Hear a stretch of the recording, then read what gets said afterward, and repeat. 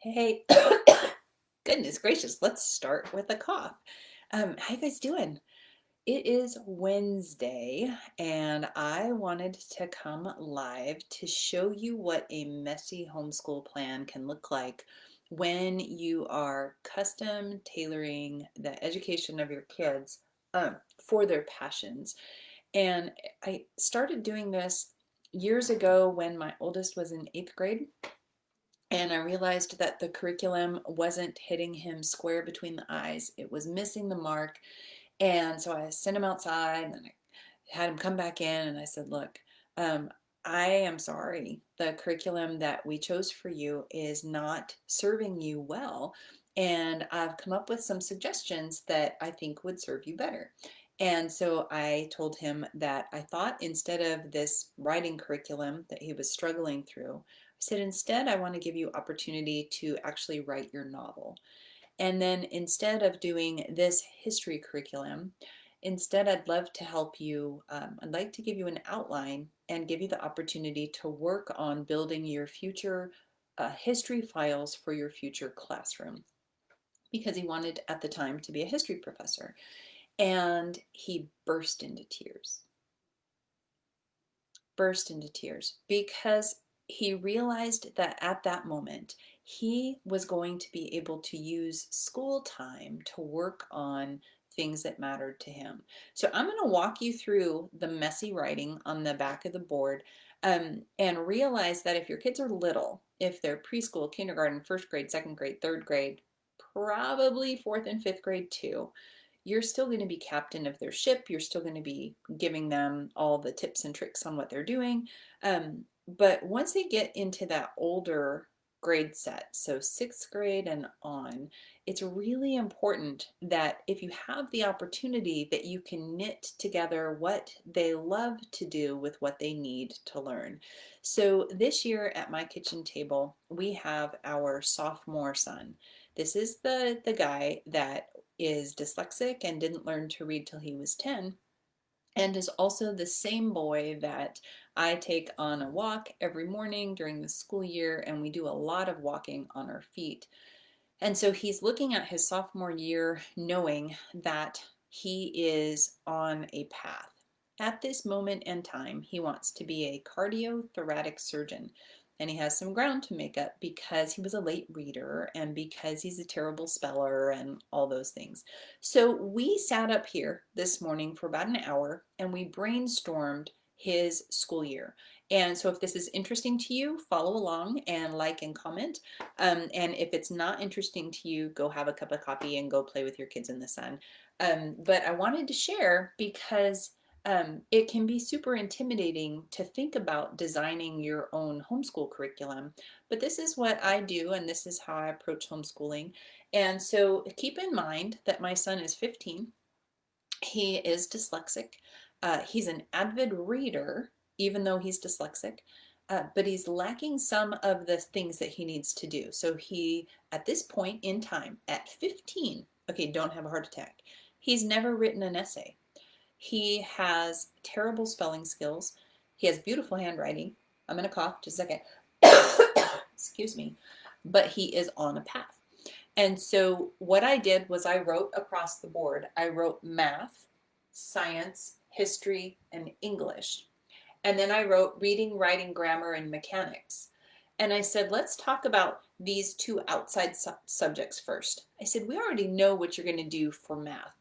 For math, my son is in Algebra, and so we are going to do Algebra 2 for the first half of the year, and then the second half of the year is going to be this thing, you can't read my writing, but it says Accuplacer.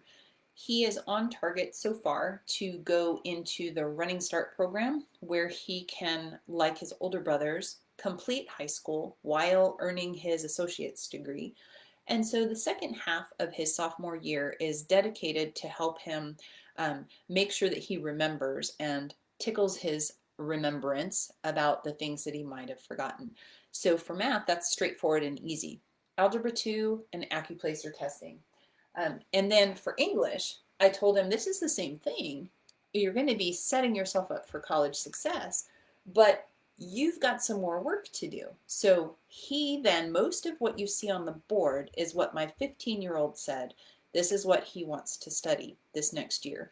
So when we were talking about English, I said, okay, once a week, we're going to talk about placement testing for college. And then before we got into that, I drew a spiral magical tornado. And I said, this is a magical tornado that lets you peek into the future 10 years from now. 10 years from now, kiddo, what are you doing? He said, I'm rowing. I said, cool. What else are you doing with your body? Like, how else are you exercising? He said, I'm riding my bike. I said, okay, so 10 years from now when you're 25, you're rowing and you're riding your bike. What else are you doing? And he said, well, I'll likely still be in medical school. I said, you probably will at 25. You don't get to be a cardiothoracic surgeon at 25. So we did this magic tornado of looking 10 years from now, he's going to be in medical school. I said, okay, so with that lens in mind, we need to look at this school year knowing that we're putting you on the path for 10 years from now when you're rowing, thinking about those lectures about medicine and preparing yourself for those skills. So when we looked at English, I said, my goal for you is to solidify your ability to digest reading and to give practical responses and to clearly communicate your ideas. So once a week, we are going to do study skills. And behind me on the board, this is all my 15-year-olds. These are all his words, but my handwriting on the board. And so once a week, we are going to study how to belly up to the bar, if you will, because 10 years from now, he wants to be in medical school. He'll be deep in medical school. So he's going to need to be able to read, to identify vocabulary that he doesn't know. Test taking skills are going to be paramount for him. So we'll do that once a week. He said, I really need to improve my ability to read aloud. I said, okay, so 5 minutes a day from something you will read aloud to me with proper voice projection and intonation, and you'll add expression and feeling into what you're reading, where the whole purpose will be focusing on reading aloud, projecting your voice, and speaking clearly. He said, cool. So what else do we have? I said, for writing, I said, I'm going to have you journal every day this year. And it's going to be 10 to 15 minutes of anything that you want to write about. But it's going to be different because this time I'm not going to read and judge your writing, but I am going to read and then come back to you and say, okay, identify the 7 or 8 words that you misspelled, or can you find the 3 punctuation mistakes that you made? So in his reading and in his writing, he's going to just free journal, but then we're going to use that as kind of looking for spelling and punctuation. Then we came back and I said, okay, you haven't written any essays. It started backwards. He said, I really want to write an essay. And he goes, I want to be able to write essays well. I said, well, tell me the 3 no-nos of writing. He goes, know your audience. And then he forgot. I go, know the purpose of the writing and know the vocabulary necessary to communicate. I said, kiddo, you already know this. You know that an essay is a way to communicate through words, where you are communicating to an audience. You know the purpose of the writing is either to persuade or inform, and you need proper vocabulary when you are teaching or when you're sharing that essay, right? He said, yeah. I said, I can imagine that this year you will write 4 to 6 essays. This is a mess, so this is my son's, what he wants to do this year.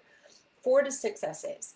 So the reason I'm thinking 4 to 6 essays is I want to take time showing you the whole writing process, from developing an idea and then brainstorming and researching and identifying excellent words that you can knit into your writing, and then brain dumping a terrible essay that then you go back and you revise and you improve over time.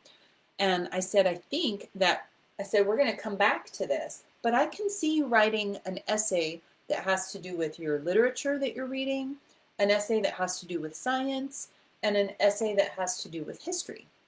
He goes, oh, okay. I said, and then there'll be others in there, but let's focus on those subjects of writing. And he was hung up on the fact that he hasn't written an essay.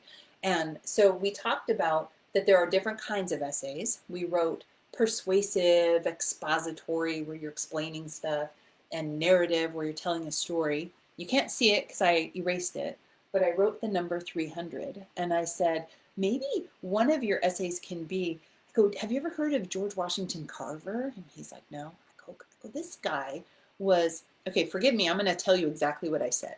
I said, this guy is in history, he's a black man in history when it was even more uncool to be black than it is today. And I don't mean that offensively. I mean that it was hard for this gentleman back there, and I'm not saying it's not hard for people today, but I'm talking to my 15-year-old and I'm being clear. And I said, okay, so I'm reading this book called The Cure for the Common Life by Max Lucado, and Max Lucado talks about Carver, and he talks about how Carver shared that he was soul searching with God. He's like, God, what's the purpose of the universe?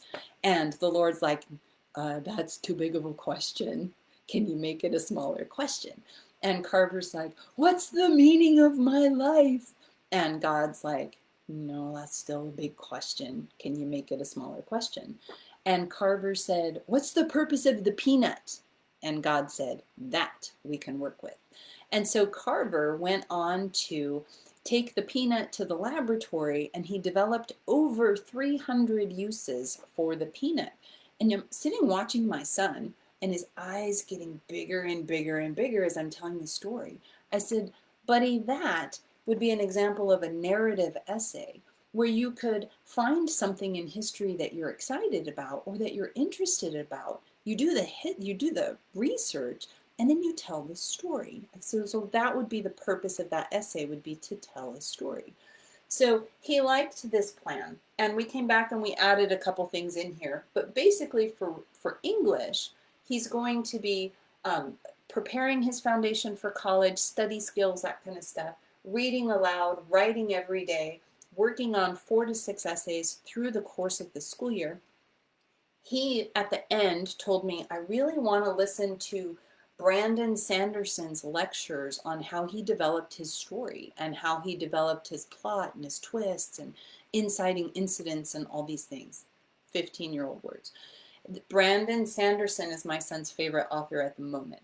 And he writes stories in a way that are extremely complicated stories that are woven together beautifully. And my son is one of those, my dyslexic son is one of those writers that can make you cry within 2 or 3 sentences of a story. Gripping, amazing writer. And he has all these stories that he has started, but he wants to learn to weave them better. So he's thinking, for English, it would do him well to listen to Brandon Sanderson's lectures. And then the one that I remembered that I want him to listen, once a month maybe, can't remember what he's called, but there's a gentleman on YouTube that Micah, my 22-year-old, introduced us to, and he does visual essays where he'll dive deep into a topic, and then he does this beautiful visual video essay. And so that is our English literature plan for him so far today, as of now for this year. For science and history, you got to remember that this kid wants to be a cardiothoracic surgeon. And through our magic wind tunnel, we can see into his future 10 years from now that he is deep in medical school. And so we talked about history, that for history, what he's going to do for this year, I said, I really want you to study the history of medicine. What do you think? And he's like, yeah, I would love to study the history of medicine. I said, this is just step 1. This is the messy step. This isn't the details of it, but I'm thinking that you'll learn about the tools and the doctors. He goes, plagues. I would love to learn about the plagues through the centuries. I said, that's very relevant for today. That would be an excellent section of your study of the history of medicine. And So then we started talking about, well, how? I go, he's trying to get into the nitty gritty. I go, whoa, whoa, whoa. At the end of the year, what are you producing? What is the end product?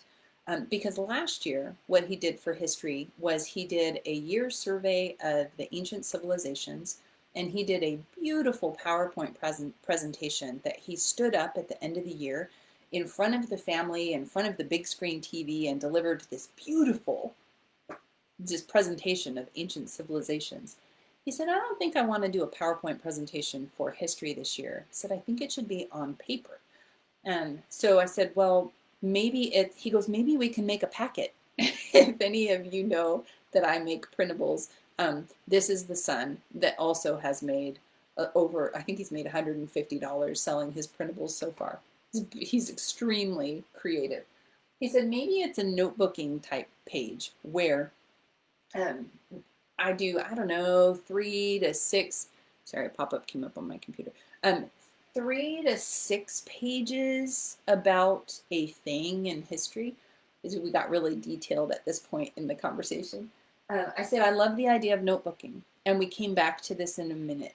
And we came back to the idea that what he wants to do is go through I said, we need to figure out what we're going to call a tuning fork or a measuring thing. So you need to know what you're looking for, and then you can go through the different cultures or the different time periods, ancient civilization, medieval times, Renaissance, all the time, the industrial ages, the dark ages, all the time periods. And what he'll do is he's going to look at the history of medicine using his tuning fork of what is it that I'm looking for, and he's going to create some kind of paper trail.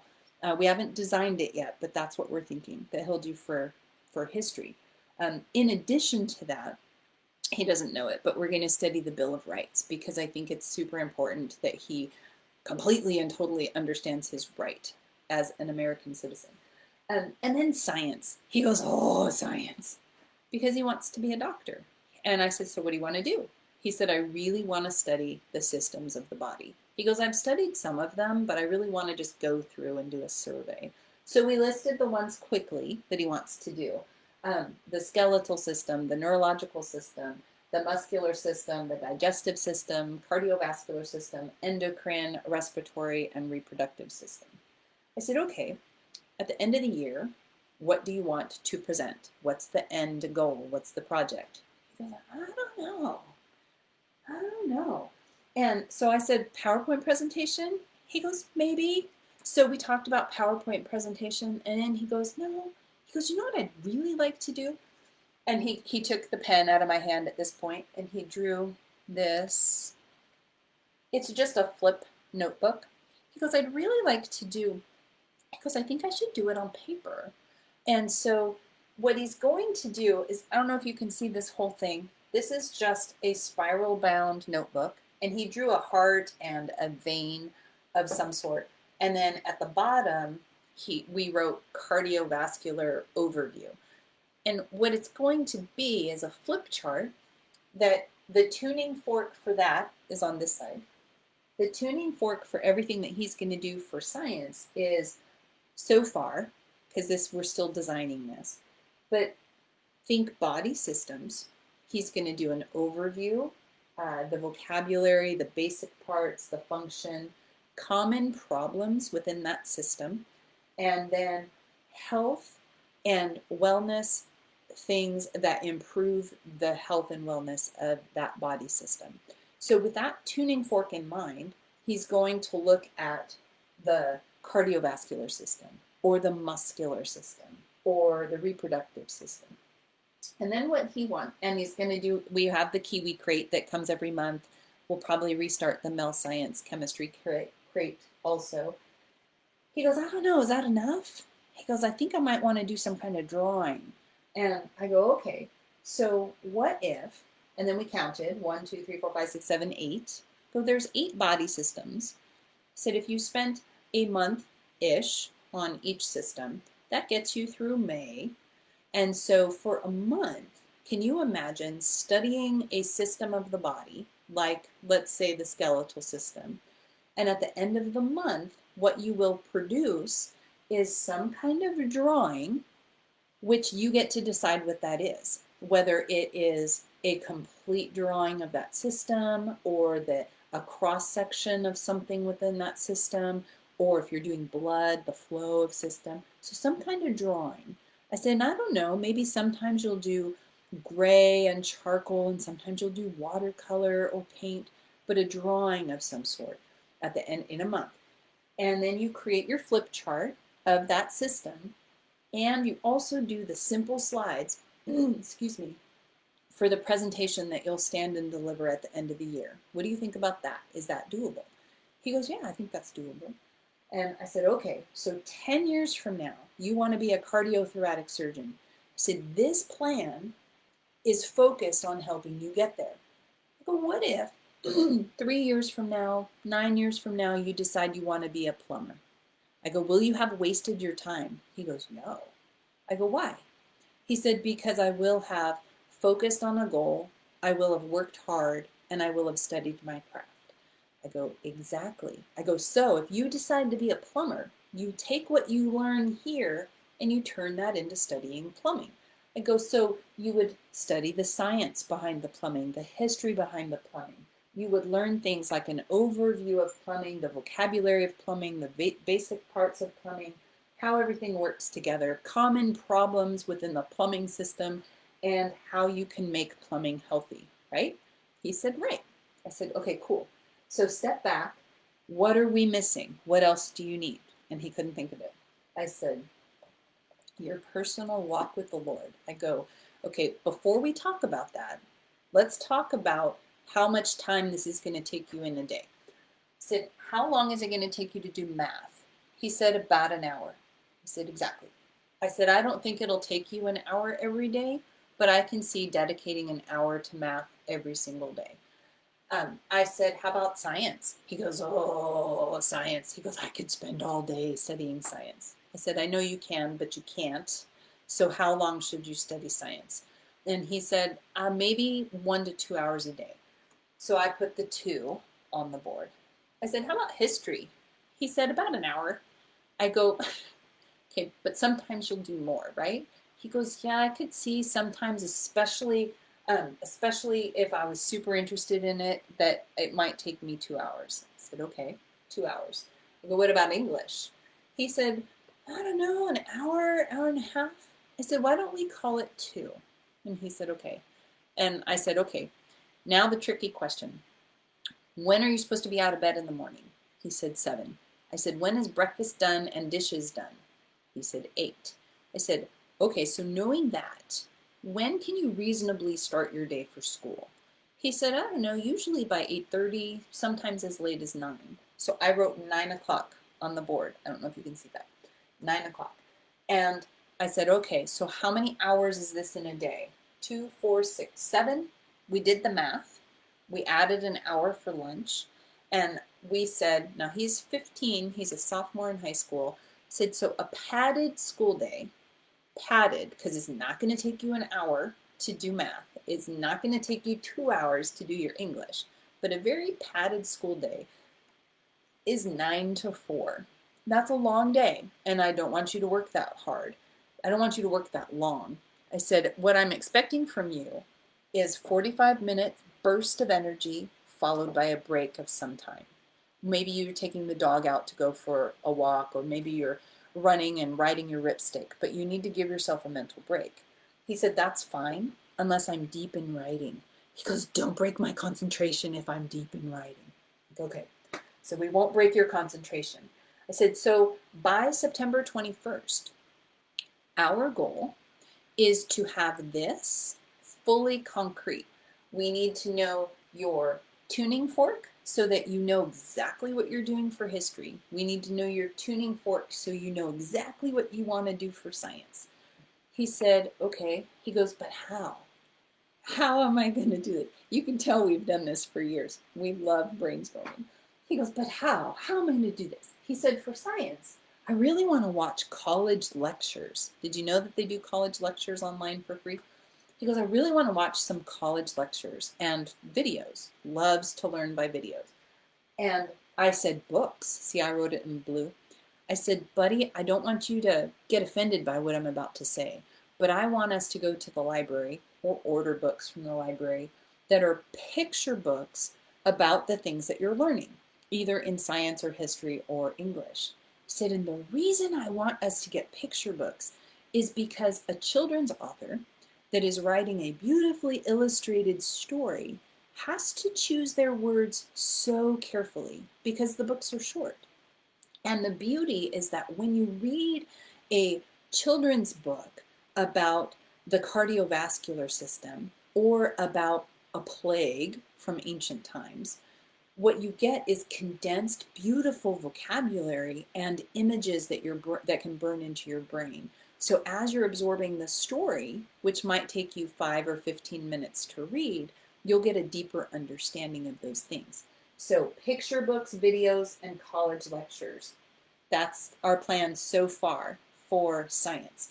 And then for history, I said, I'm not exactly sure. There's a book called Explorers, something about medicine. I'm going to borrow it from my friend or buy it online.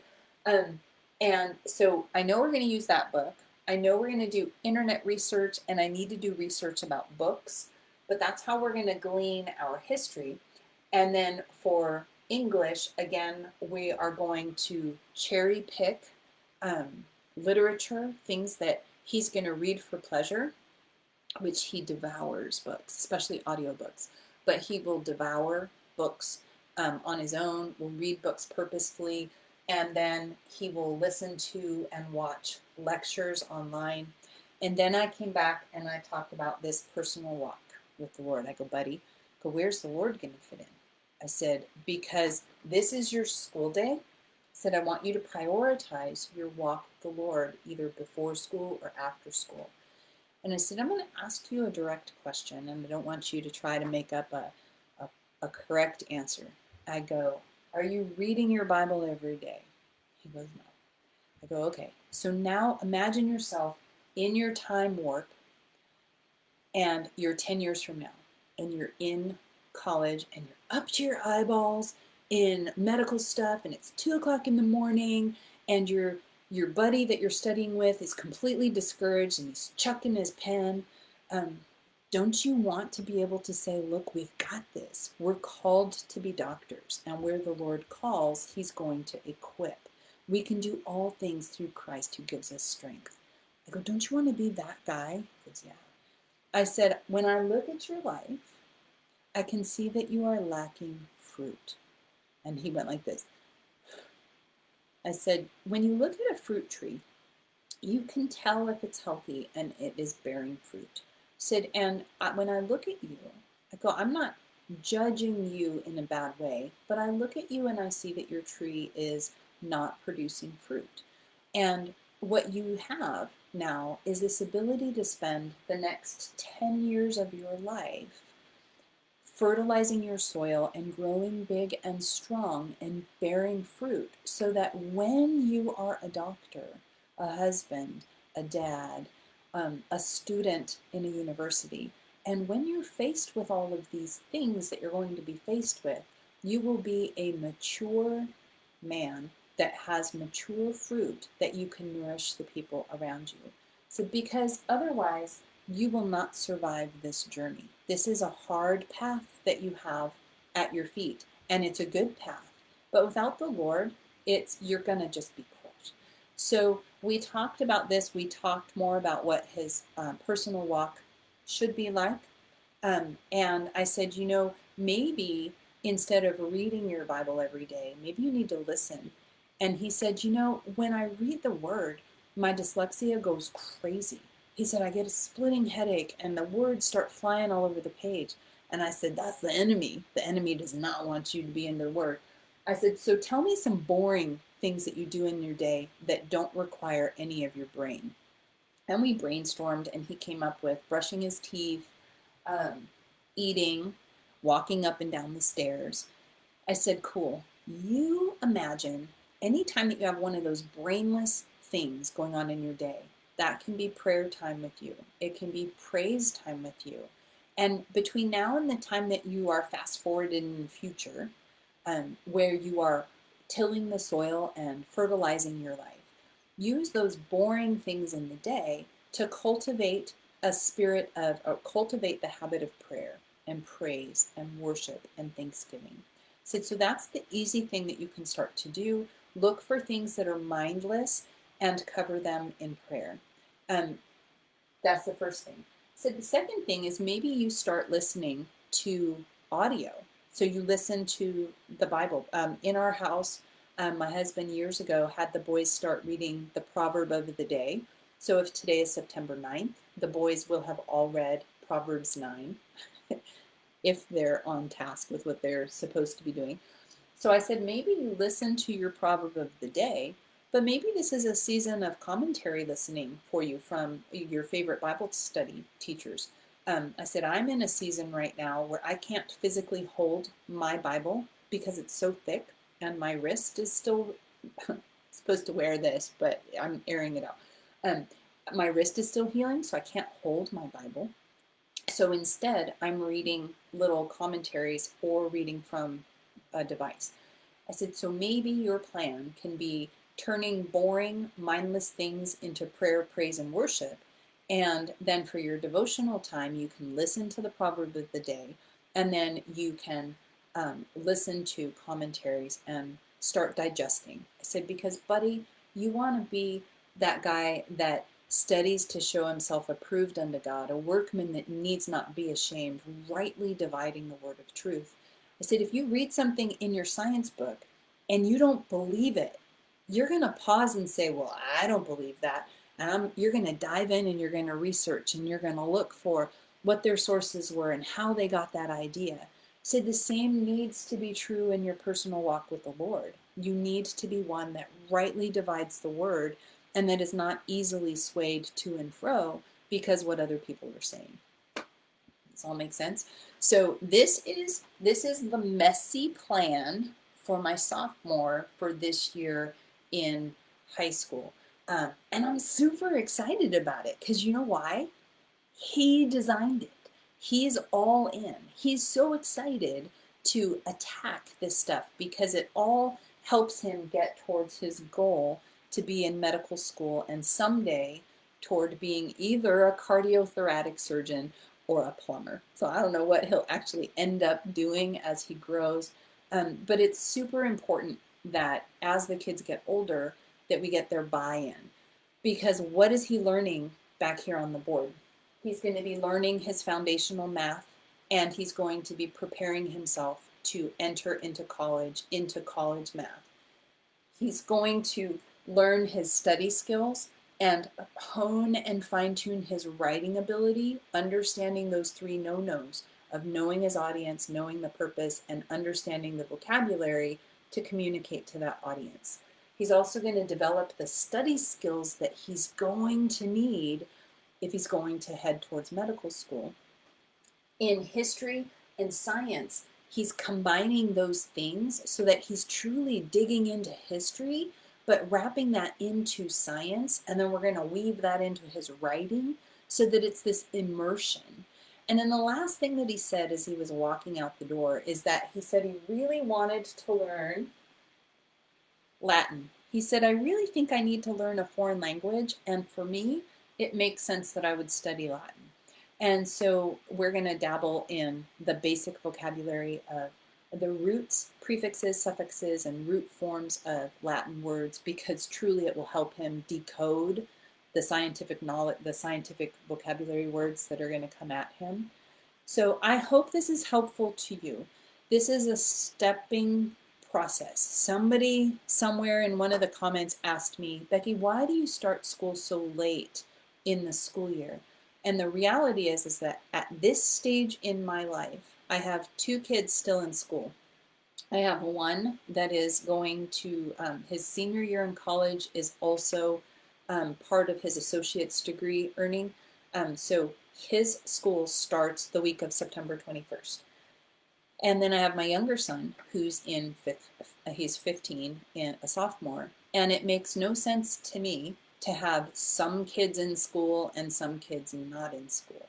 And so I align my children so that we're all in school at the same time and we're all out of school at the same time. And then while we're off, right now, like we're not in school, but this was a huge lesson for us to go through. And we've been talking about this and chewing on this and organizing this in our minds over the last couple weeks. And so our plan is by that first day of school that he will have a rock solid plan in motion. He'll have his flip charts all set and ready to go. He'll have his tuning forks and materials so that he can study history. He'll have his tuning forks and materials so that he can start building his flip charts and interactive notebooks and drawings. And he'll have everything that he needs to get him through math. And so he will hit the ground running. He already mentally has been told that, hey, this is big boy stuff. You're going to work hard this year, and you're going to hold a pencil a lot this year. But you can do it. There's plenty of time in the day. So anyway, that's it. Just thought that that would be interesting to somebody. If your kids are young and you watched this all the way through, don't freak out. This is something that you develop slowly over time by the time the kids get to and through high school. Because the idea here is that our kids are captains of where they're headed and that they need to have that grit and determination to pick a goal and then to map it out and then design it in a way that it can be executed and successfully completed. Does that make sense? So anyway, Priscilla, you're welcome. I hope you guys have a great day, and I will see you soon.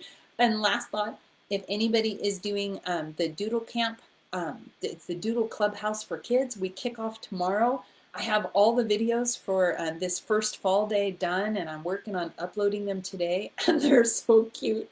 I can't stand it. So anyway, I think that's it. On your mark, get set, go. Have a wonderful day. Bye.